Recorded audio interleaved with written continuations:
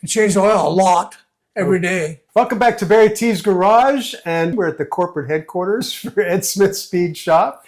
And Ed, good afternoon. Good morning. Good. Yeah, good. It is afternoon. We made it afternoon this time. Good afternoon. Let's see what kind of questions we got. Yes, and one more time, you write your questions in the comments, and I don't show them to Ed ahead of time. It's part of the fun. My opinion. Yeah. Someone named Gregor, way back in the early 70s, and during that time, when they were working on engine overhauls, they were shown repairing piston ringlands.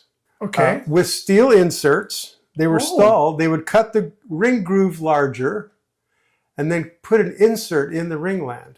An original thing, not necessarily a race car motor or anything, but we would put a steel rail in it. That would be an oil rail, like off of an oil ring. Really? Okay. And sometimes we see that quite often on the second ring down.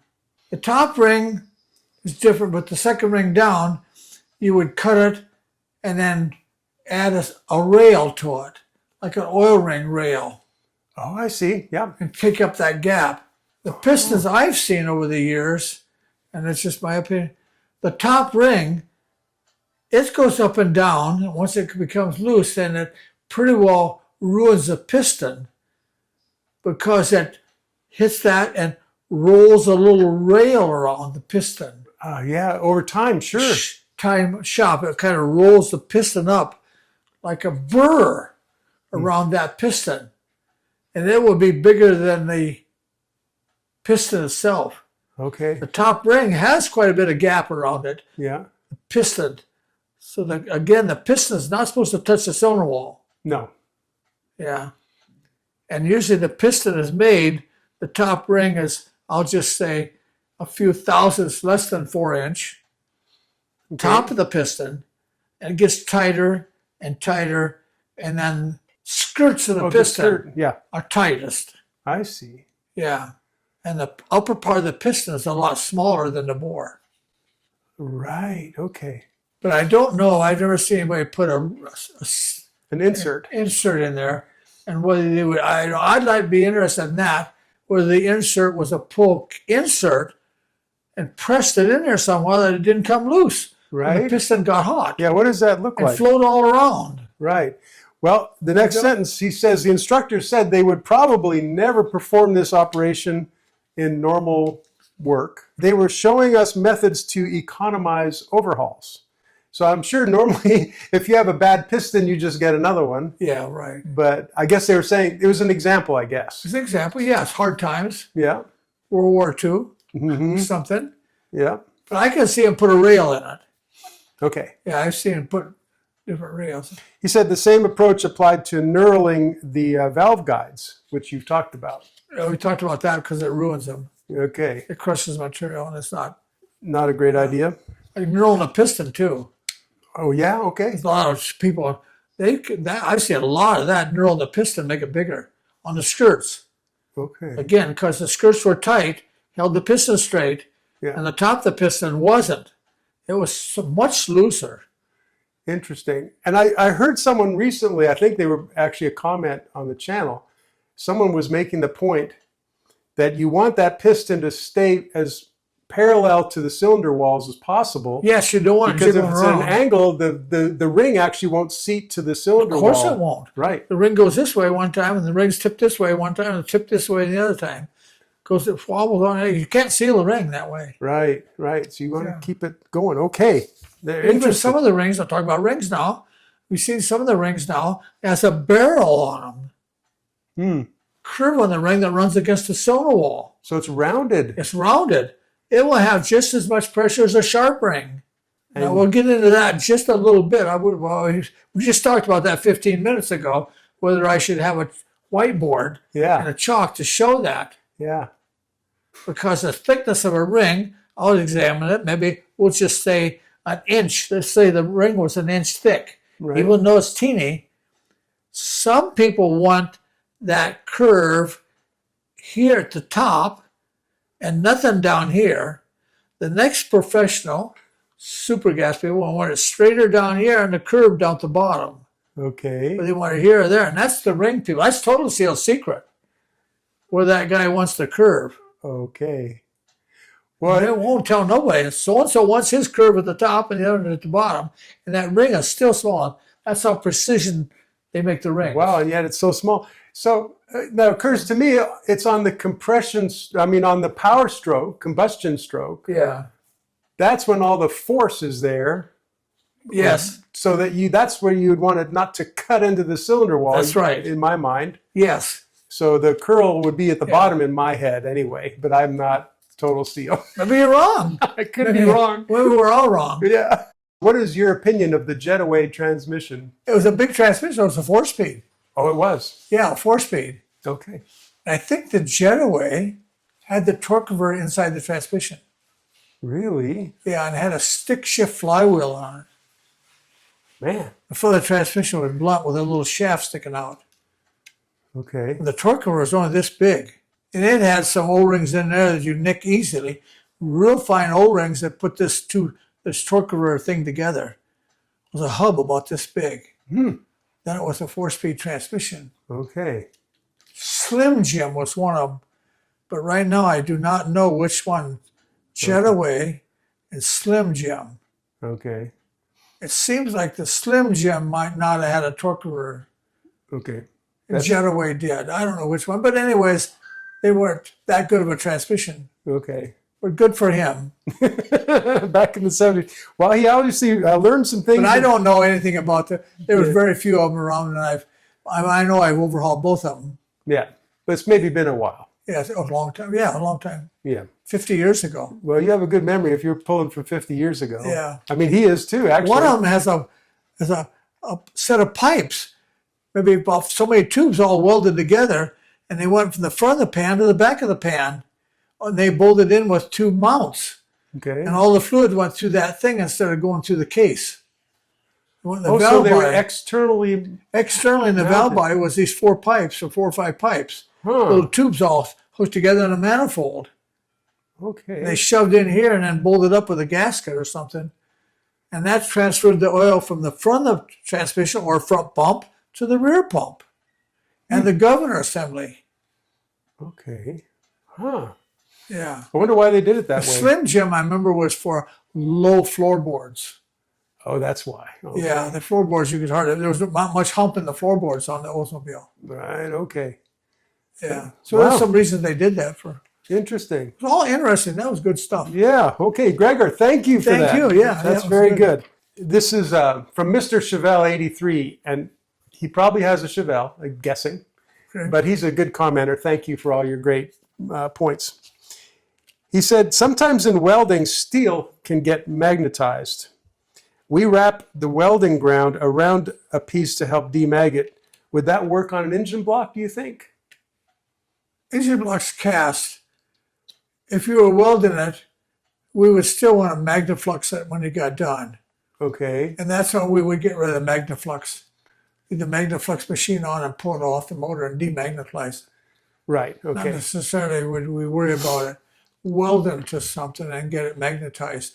But without a doubt, if you're welding to it, you're going to magnetize something on it. Yeah, right. It may be small, but you're still going to demagnetize it, yeah. Now, Rusty's Machine Shop says, ask Ed if you want the most fuel and air mixture you can get in the cylinder, then why don't you want to just open the exhaust ports and have no back pressure rather than having smaller exhaust ports and having back pressure on your exhaust system? So it's basically a question of, why do you want pressure against the airflow? The air wants to go out. Why did the manufacturer put a small exhaust valve in intake manifold? So we'll have to go back to logic. Usually on a gasoline engine, the cylinder is only, let's just start off, 4 inches in diameter. You can't get 2.25 inch valves down the same cylinder. So you'd like to have a great big fat intake valve to get the mixture in there and close it and then get it out somehow. And it has to be a smaller exhaust valve. Right. If you're going to pick one. There's no room. Right. Except the Chrysler Hemi, they tipped them this way. Yes. That's why they ran so good. One opened this way and one opened this way. Right. Then you could get 2 big valves in it. And of course, they end up right away with a big exhaust port. Yeah. Twice as big as a Chevrolet V8. Mm-hmm. Yeah. The port was twice the volume of the Chevy V8. Right. In the intake port, but it don't do much good after that. We'll go back here. To have a huge exhaust port, like a 460 Ford, was way too much intake Okay. to run that motor. Some of those Chrysler Hemi motors and some of the big block Chevy, Big Chief Pontiac cylinder heads were huge. But we go back to the same thing. You only get so much valves down. Now we're stuck with a small exhaust valve. If we can get that to say one pulse and the headers equal length after one fires, and you want to get the fire order in order when you build a header, not back and forth. So then one piece of exhaust volume will pull the next one out. Right. And that's how we get this extraction part of it through a header. And that's the best we can do. Okay. And that probably matters differently at different RPM. Well, sure, absolutely. So, yeah. Absolutely RPMs, yeah. Yeah. Okay. Yeah, so that makes a little sense, I guess, if that answers your questions. Why they just dump it out somewhere. Yeah. And it's hot, too. Exhaust is red hot. Yes. So you got to control that somewhere. So there's a lot of logic to that thing and common sense, I hope, and I hope it helps you out. Now, Michael is asking, he says, thanks again for doing these interviews. So he's being very thankful. He says, I have a tech question that many flathead hot rodders wonder about. Clutches. What's the best clutch type to use for performance and street dragging and drag racing? So there's different ways of using a clutch, different applications. Yeah. He said, should we use the old heavy 3-finger style, or should we have a more modern multi-lingered clutches? And what's your experience with the old Auburn clutch that was used way back in the 40s and 50s, which I don't know what that is. That's a 3-finger clutch. It is. It's kind of open. Yeah, I haven't seen one of those for a long time. I haven't even heard the word. But it was an Auburn clutch. It was open face. It looked like it had 3 Chevy rocker arms on it for levers. Oh. And the rest of the clutch was pretty well open. The clutch was open, which is a good idea to dissipate heat. Okay. With the springs, it had regular springs on them, but the fingers were like a Chevy rocker arm. Open it was an open stamped steel rocker arm. And it was an open clutch. A weird looking clutch. But in the 40s, they didn't do much. In today's clutches, I don't know. I think basically everything's back to a diaphragm clutch. Yeah. Our friends up here, Center Force and up the street here in Prescott, all they make is center diaphragm clutch. Yeah, that's all they do. Okay. They don't make a 3-finger clutch. They don't have anything to do with them. And they're multi-disc and all kinds of things. And now, flatheads. for the flathead, again, you're stuck with a diameter. Right. Yeah, 11-inch diameter, and that's a pretty good sized clutch.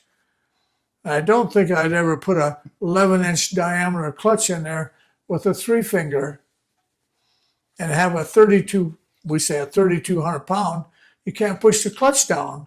Right. Make your foot sore in about 5 seconds. Right. Holding the clutch down and driving on the street. Mm-hmm. So we would definitely want to put a 11-inch clutch on there and try to buy a diaphragm clutch for it. Yeah.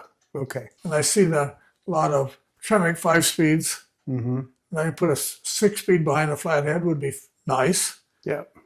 So you're saying maybe a diaphragm clutch with a 5 or 6 speed transmission? Yes, absolutely. It'd be fun to drive. Fun, yeah. Easy to push the pedal down. Yeah. Okay. That's why we went to a diaphragm clutch years ago. Mm-hmm. Because it was hard on the linkage, and sometimes a broke the bell crank. Oh, wow. It broke the little lever in the bell housing at the anchor for the throttle bearing. Yep. Clutch plate broke that off and Wow, yeah. broke a lot of stuff, because there's way too much pressure. Yeah. So, Michael, there's his For opinion. no reason. It had big old clutches like that. Yeah. So that's Ed's opinion. There you go. Yeah. Very good. The next one is from Alley-Oop, and he says, I have a question for Mr. Smith. I watched a video of someone machining an AMC 360 crankshaft, but the thrust flange was severely worn, and they MIG welded it up and remachined it. I'm pretty sure it's a cast iron crank, so is it actually possible to MIG weld a cast iron with steel wire and not crack?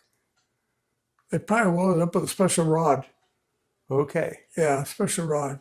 So when you're welding, it's all about having the right welding rod. The right welding rod and the right mix in your cylinders too. Right. And probably the right heat on it. Yeah, you need to know what you're doing there. Yeah. We don't weld a crankshaft up very rarely. Yeah. Once in a while we do, because you can buy a bearing that's wider, Yeah. plus bearing. Mm-hmm.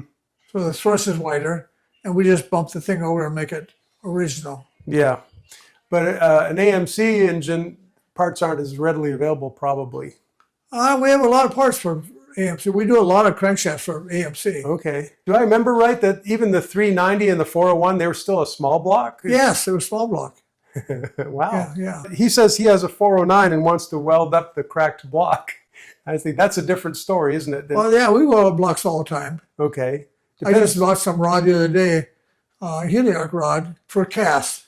Okay. So it probably depends on where the crack is and what you're doing with it. Yeah. Yeah. All right. Well, now we have a request. Keep an eye out. I need to ask Will to keep an eye out. Someone says, Marshall says, please do a video on the Ford 400 and the Dodge 318 Poly. When's the last time you had a 318 Poly? Because that's like early 60s, right? What are your thoughts on that old 318 Poly? It lasts forever. Do they? Yeah, they just last forever. Pretty some pretty fast cars. That 58 Golden Commando. Uh-huh. Kind of funny. Dual 4 barrels. Okay. And that gold strip down the thing with the side of the car and up the fin a little bit. A Golden Commando car. Uh-huh.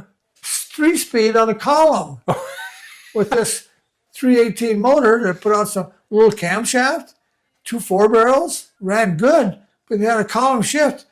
You shifted it, went way over here somewhere and way down here somewhere if you could get it to go from here to there. Right. Without hanging up or doing something or coming apart. Yeah. So they never had a good shifter. It's like never knew what gear you had. They didn't even know it was a 3-speed column shift. So sad. It was sad.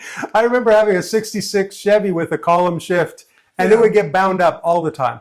Yeah. And I remember so sad, this 57 or 58 Golden Commando, and then the 57 Chevy came over to racing, had fuel injection, 3-speed, and came along, pulled up next to them was the Pontiac, what's the name? Fuel injected Pontiac. Oh, the 347, I think. Yeah, the 347 fuel injected.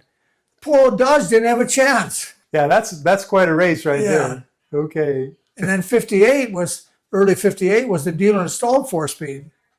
Oh, did they do that? Yeah. NHRA to have a 4-speed in 58. Okay. Yeah. Huh.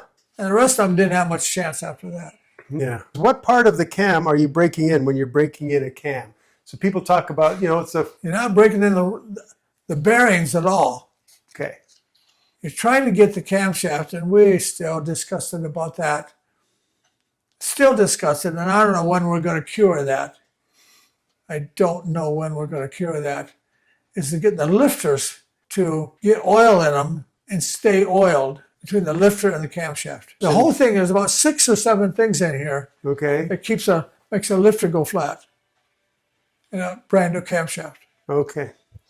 So I don't know when we're going to get everybody together and solve that problem. I don't know. Yeah, it seems like, as you said already, it's such a precision problem because if it's too lubricated, it doesn't spin. If it's not lubricated enough, it eats it up right away. Yeah. And it's got to have enough friction to turn. It's got to have not enough friction to wear out. Yeah. It's quite a problem. Sometimes it goes back to valve spring pressure. Valve spring pressure's got so much pressure on the lifter, it won't turn.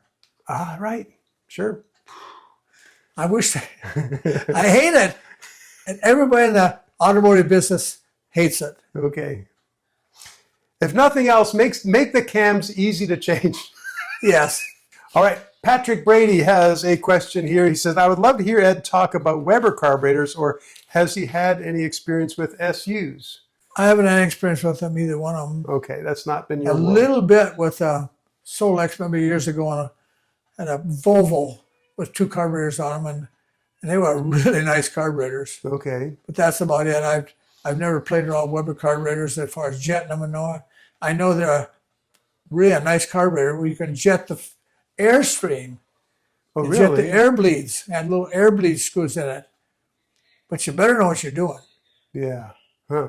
Some of the guys that did could make them run so precise. All right. Well, Mr. Duster Russell says, so if you use fire rings, and I know that's for head gaskets, if you use fire rings and recess all your ports and use metal gaskets, would you be able to get multiple uses from gaskets? Sure. Yeah. Okay. Now, so let me ask you about racing. In racing, you're taking engines apart, putting them together constantly. Not necessarily. Unless you're winning.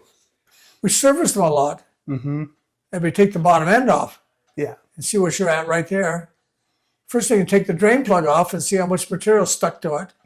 Okay. And change the oil a lot every day. Okay. Every day. Wow. Change the oil. Of course, again, we had some good things. I think it was Pennzoil. Not necessarily Pennzoil, but Quaker State. We love Quaker State oil, and they used to, not necessarily they give us all of our oil, because they did. Yeah, but okay. We had big stickers on our cars. Okay. Big decals for Quaker State. All right, that worked for you. Even sometimes we took all the oil, and, I don't know what brand it was, but we poured it out and put Quaker State in their cans. Wow. So we kept track of what we were doing. Okay. The Quaker State oil, if you happen to have a glass pan, and after you got done racing, drag racing or whatever it was, let the car set overnight, the bottom half-inch of oil would turn black. It separated all the debris Really? in that bottom of the, yes. So early in the morning, you went out and drained the plug off and drained all the black off. When the clear came, we screwed the plug back in again and added a quart. Just top it off. Topped it off with clean oil. Huh. It had that additive that separated the oils Right. from the debris, the heavy stuff. Okay. And the heavy stuff would be, say, gasoline debris, Okay. because that's the only thing you didn't get dirt in the gas and the oil, but you got contamination would have been fuel and other products past the ring. Right. So I guess what you're saying is you weren't taking the heads off and on. No, that we much. didn't take the heads off, no. But we had some tricks on our head gaskets too. Okay. Like what did you do with head gaskets? Well, sometimes we would, depends on what motor we had, whether we would, again, maybe milled up head out the same size, like 4-inch, 30 thousandths, scrape the head and mill it out, and then make the piston stick out of the cylinder wall. Okay. And took that fire off the head gasket. So the piston went up in a chamber all by itself. Okay. Wow. So the piston's sticking up past the top of the deck. Yeah, deck, yeah. And you had to modify the head gasket for that to work. With the head itself. Would you? So you'd be cutting into the head too? Yes. Okay. And machine the head out. Okay. Exactly, maybe 4-inch, 30 over or something, so that we knew the piston would go up in that thing without touching anything. Okay. And we never blew a head gasket after that. All right. Have you ever built or been involved with a Bonneville? So that means racing. We just had Bonneville going on. Yeah. Have you ever built one of those flathead motors for Bonneville? No. I wonder what it takes to make it competitive. I guess there's 1,000 classes you could talk about. Yeah, you probably, in there to get some horsepower out of it, you're going to spend $40,000. Okay. Yeah. Because almost everything. So everything has to be changed with the block. Okay, and how much? And besides all the specialty parts, which I know you buy all these parts, but also, what kind of time can be spent machining on it? Is there much to do? Probably take, if you study all the time, the whole time, probably 6 months. Yeah, Joe Abbins. Joe Abbin, yeah. Joe Abbin, yeah. He knows a lot about it, and he's known and researched and put data down on his books and stuff. Oh yeah, he's got books and books. Books about data that he did. You can port something all you want to. Yeah. Until you do a bunch of testing on it. Yeah. And then write it down, what's right. And I know he did a bunch of what was wrong. Yeah, that's right. But a lot of time it didn't help nothing. Right, right. So if you put all your data down, the stuff that does help, that's years. Yeah, it is years. And then Steve wants to learn more. Yeah. Well, he's good for him. It's a hobby. I like that guy. So Jake writes in, talking about reading spark plugs, which we've done with the dyno testing. We did that. He says, on modern pump gas, for what that's worth, I like to go all the way down to ground strap for timing, but I like to see the rim of the plug a light black, and porcelain gray or tan. He says white is too hot. You know, if it's white somewhere, it's been getting too hot. White's too hot. We take the plug, and if we just, the steel part of the plug with the threads, we'd like to take our fingernail and put a little mark on it here somewhere in that dust around the edge of that plug. Yeah. So you could just mark it, you could just scrape it and get move some material on there. So we have a little dust on there. Yeah. The electrode, if it's the electrode on the top, if it turns blue, it's way too hot. Okay. It's ready to melt. It's going to melt that wire right off there. Okay. And the white part, we want that gray. We don't want it white. Then you get your magnifying glass and look at it. The white thing sticking up with the electrode in it. The white part of it here, if we see any, in the magnifying glass, any specks at all, the specks are usually aluminum piston. Oh, okay. The part coming off of aluminum. Aluminum's going to melt faster than anything on the cylinder in that chamber. Okay. And you'll see little teeny specks. You better richen it up. It's getting too hot. Yeah, it's getting too hot. Okay. And that's after a clean shutdown. Right. You can't drive it back in the pits or do anything else. Right. In drag racing, we'd go at the end of the track. When you shut the engine down, you shut it down clean and pull it to the side, take the plugs out right there. I'll take them all out. Really? Yeah, don't take one out. Expect to make the whole motor run better. Okay, so when you're racing and you're saying you're shutting the motor off clean, describe what that means. That means just going wide open, push the clutch in, turn the motor off. Okay. So the last thing the motor did was wide open. Don't wind it down or back down a thing or cool do down anything. or right. Cool down and shut it off like a dragster. It goes to the end of the track and just shut the thing off. Coast over the side, and read all the plugs right there, every last one of them. Interesting. Okay. Other than that, you're not doing a good job. Yes. And that's about it. I don't know of any other way of reading the plug, except, of course, we end up with the new computers and stuff are all electronic things and oxygen sensors and all kinds of things. But that's, even though I would still do that. Okay. The next question is, are there rings you insert before bolting the header on, or are they custom headers? I don't know what video he's talking about. What are different ways that headers get attached to the block? Do they all have gaskets, or how do they work? We always use gaskets. And so I think the funny cars now use silicone. Silicone the header right on. Don't take it off. You see so many times in the drag racing films, they take the whole head and header off at one time and never disassemble it. Really? They'll grind the valves and put it all back together again. Checking everything else and not taking the header off. Really? And put the header right back on again with the head assembled. And they already have heads assembled with the header on them. Already, a couple sets back there in the trailer somewhere, yeah. I have not known. The O-ring, I like that O-ring, and again, I like the part where depends on, mill the head, put an O-ring, a cut in the head for thin donut gaskets. Not necessarily thin gaskets like a paper gasket material either. So yeah, I have some headers there that I think I've showed you before, some of those V6 Chevy headers where they had machined them back in 1/4 inch in the head. Oh yeah.